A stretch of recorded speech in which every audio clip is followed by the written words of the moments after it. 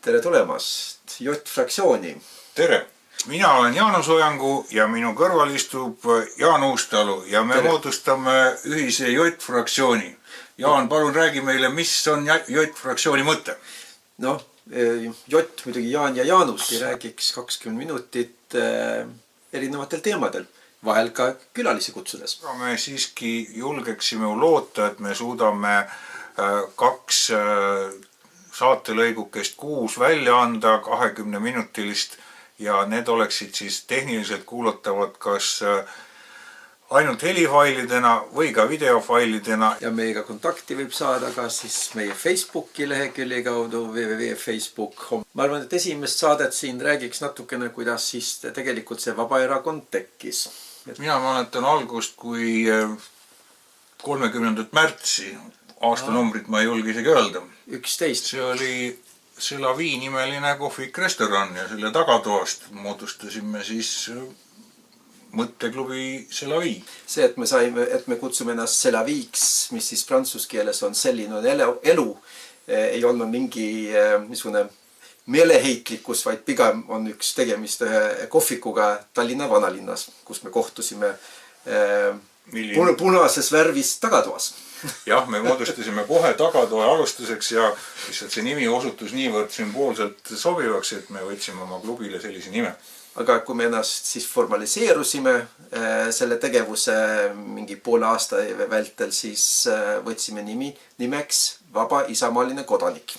Esimesed asutajad olid seal Külliki Kübarsepp, Andres Herkel ja... Andres ei olnud. Ei olnud Lukas Kalmus ja Toomas Kalmus ja Külliki. Andres Ammas, Külliki Kübarsepp ja Toomas Kalmus. Mina arvan, et minul on selle mõõdu järgi, minul on parteipilet number 4. Ma ei tea, sina ei olnud seal kaugel järgi. Igal juhul me käisime Riigikogus Tõnis Lukase tollekordses, ta oli keskkonnakomisjoni esimees ja mingi keskkonnakomisjoni ruumes käisime seda pisut veel arutlemas, kus siis 3 inimest said volituse see MTÜ luua. Erakond ei olnud kindlasti eesmärk omaette, me jõudsime tulemuseni, et ilma erakonnata tänases Eestis veel midagi muuta reaalselt ei õnnestu. Põhjendus, mida sa ütlesid, et Vikist ei saa erakonda, oligi see, et siin oli liitunud ka palju selliseid inimesi, kes ei olnud huvitatud erakonnast, kui sellisest liikumisest taheti olla vabad inimesed ja me austasime nende soovi. Suutsime ärgitada vähemalt paari valimisliitu nüüd kohalike omavalitsuste valimisel, mis siis toimus 2013.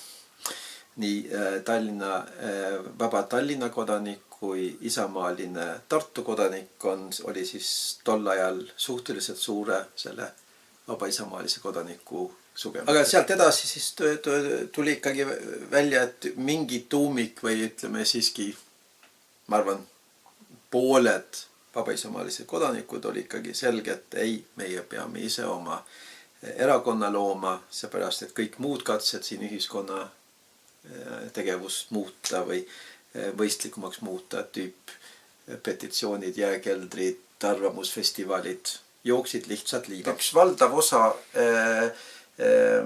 tegijatest leidis, et see ei jagu. Me ei näinud mingit muudatusi, et tuleb siiski see raske samm võtta ja luua erakond. Ja see erakond sai loodud umbes aasta tagasi. No kõigepealt alustasime sellise ettevalmistava MTÜ-ga, mis oli siis Eesti Vabaerakonna algatusrühm, mis sai alguse aasta tagasi jaanuaris. Vist registreeritud sai 4. veebruaril. Jah, et tema ülesandeks... Kus sina olid vist... Juhatuse liige, 2 ainumast juhatuse liiget seal olid, Külliki Kübarsepp ja Jaanus Ojangu, siis mina. Aga me ei hakanud seda juhatust tol hetkel laiendama, kuna ta oli kindla sihti eesmärgiga loodud MTÜ, mis pidi ümber kasvama erakonnaks ja juhatuse laiendamine ja uued juhatuse valimised toimusid siis juba kui erakond moodustati. Kui me pidime siis 500 liiget koguma selleks, et olla mingi chance oleks, või võimalust erakonnaks ennast registreerida. Ja teine üritus oli kogusime allkirja petitsioonile, et lõpetada erakondade liigrahastamist. Ja seal oligi siis konkreetselt meie muudatusettepanekud rahastamise koha pealt, millest siis kõige jämedam on see, et vähendame poole võrra ja siis juba peenemad detailid olid seal pikemalt Jüri Adamsi poolt välja toodud ja terve suve peaaegu siis kokku pool aastat käisime sellega mööda Eestit ringi. Aga siis võeti see need paberid vastu ja öeldi, et väga huvitav, toimus üks arutelu põhiseaduskomisjonis ja tänati tähelepanu eest. Ajaolevad liikmed saime kokku septembris või augustis ja septembris oli meil siis asutav koosolek. Kui me siis otsustasime, et see MTÜ Eesti Vabaerakond algatuse rühm moodustab erakonna, see oli siis septembri lõpus. Jah, 20. septembri paiku saime kokku Merkuri koolituskeskuses ja tegime oma esimese üldkoosoleku ja sealt saigi alguse Eesti Vabaerakond. Septembri lõpp oli tõesti viimane hetk, et see erakond registreerida. Et saada äriregistrisse selleks, et hakata koguma nii Riigikogu kandidaate kui ka siis kautsjonit. Seal oli veel üks juriidiline põhjus, et need, kes ei olnud registreerinud ennast novembriks, need lihtsalt ei kvalifitseerinud nendekordseteks Riigikogu valimist. Siis otsisime ka koostööpartnereid, kellega seda erakonda jõulisemalt käivitada. Aga see vist eriti tulemusi andnud, jooksis liiva, aga et...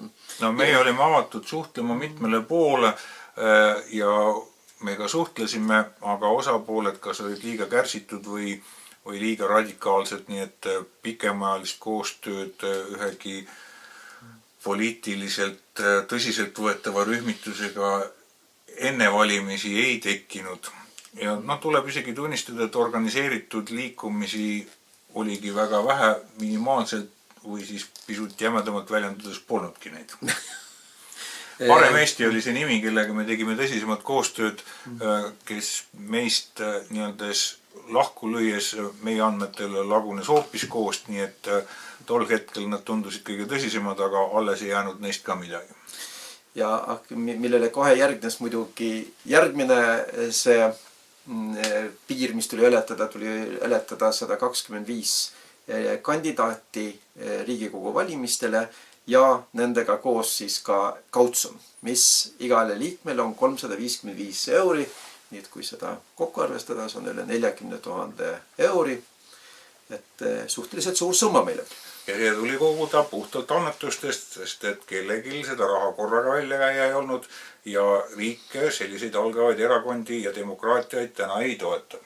Ja aga saime sellega hakkama, kuigi midagi nii. Umbes 2 päeva enne, kui tuli nimekiri sisse anda, siis oli nimekiri koos, raha koos ja Vabariigi valimiskomisjonile sai nimekirjad sisse antud. Ja alustas valimisvõitlus, mis siis teatavasti lõppes meile hästi. Saime sisse 8 liikmega Riigikokku. See on algava erakonnale väga hea tulemus ja siin tuleb ikkagi tunnistada ja tunnustada, et meiega liitusid väga toredad, osad väga kuulsad inimesed ja teiseks vabatahtlike töö oli ikka väga märkimisväärne, sest 125 inimesest ütleme siis niimoodi, et 100 olid tõesti oma puhtast südamest toetavad vabatahtlikud liikmed, sest keegi ei uskunud ja ei saagi uskuda, et kõik 125 oleks sisse saanud. Nii et aitäh kõigile neile, kes tulid meie nimekirja, meie ideed ja mõtted toetama ja kõigile valijatele suur aitäh, kes meid otsustasid toetada, et me selle 8% piiri ületasime. Olime Riigikogus, meid isegi kutsuti Toompeale valitsuskõnelustele, aga valitsevad erakonnad leidsid, et me olime liiga tülikad ja palusid meid sealt lahkuda. Nad tegid seda väga viisakalt, aga tulemus oli sama. Ise küsimus, kas me olime niivõrd noorte poliitikutena kohe valmis kogu sügavusega mõistma koalitsiooni tähendust ja vastutust. Et võib-olla siin kulub väikene kooliaeg ära, aga kindlasti me oleks saanud mõlema ülesandega hakkama ja kui peaks tulema täna vajadus võtta osa valitsusvastutusest, ma arvan, et me ei jookse laiali. Meil on võimalus nüüd ühte organisatsiooni luua ja Me tahame seda teha täiesti uut moodi. Sest me tahame luua üht erakonda, kus on arutelu, kus liikmetel on reaalne võimalus erakonna poliitikat mõjutada. Ja juhin tähelepanu, mitte ainult liikmetel, vaid ka kõigil meiega kaasamõtlejatel, toetajatel ja muudel huvigruppidel, kes meiega mõtlevad samas suunas. Jah, kogukonnad, absoluutselt. Kogukonnad, huvigrupid ja me ei sunni kedagi erakonda astuma selleks, et nad saaksid meiega arutada.